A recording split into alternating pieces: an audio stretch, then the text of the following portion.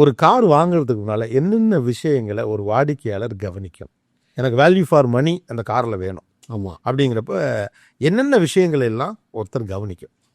ஃபண்டமெண்டலாக அது அதனுடைய ரிலையபிலிட்டியை ட்ராக் என்னன்னு பார்த்துடணும். அதுதான் வந்து பீஸ் ஆஃப் மைண்ட் இல்லைங்களா? என்ஜின் இப்போ அந்த ஐஸ் வண்டி வாங்கினீங்கன்னா என்ஜின், டிரான்ஸ்மிஷன். ஐஸ் வண்டின்னு சொல்றது பெட்ரோல் டீசலில் இயங்கும் வண்டி.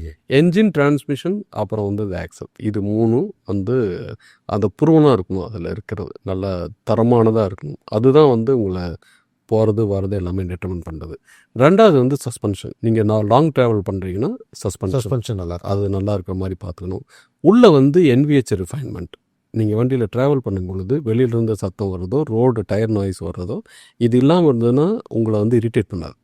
அது தெரியாது உங்களுக்கு. பட் அதில் அந்த கம்ஃபர்டபுளாக ஏர் நாய்ஸு, பாடியில் வைப்ரேஷன் வர்றது, அப்புறம் வந்து ஜெர்க்கு, இதெல்லாம் இல்லாமல் கம்ஃபர்டபுளாக இருக்கிறதுக்கு பார்க்கணும். அப்புறம் உள்ள எர்கனாமிக்ஸ் நீங்கள் பார்க்கணும், உள்ளே உட்காருறது. அப்புறம் ஏசி எப்படி இருக்குன்னு பார்க்கணும். இந்த அதுதான் அவுட்லுக்கை மட்டும் பார்த்தெல்லாம் வாங்கிட முடியாது, வாங்கக்கூடாது. அப்புறம் வந்து சேஃப்டி என்னன்னு பார்க்கணும். ஸோ ரொம்ப ரொம்ப முக்கியமானது சேஃப்டி. இந்த ஈவெண்ட் ஆஃப் எவ்வளோ ஏர்பேக் இருக்குது, இந்த ஈவெண்ட் ஆஃப் அன்எக்ஸ்பெக்டட் ஆக்சிடெண்ட், ஸ்ட்ரக்சரலாக இந்த வண்டி சேஃபாக இருக்கா, 5 ஸ்டார் ரேட்டிங்கே வாங்குங்க. ஏன்னா உங்கள் ஃப்யூச்சர் வந்து அதில் இருக்குது.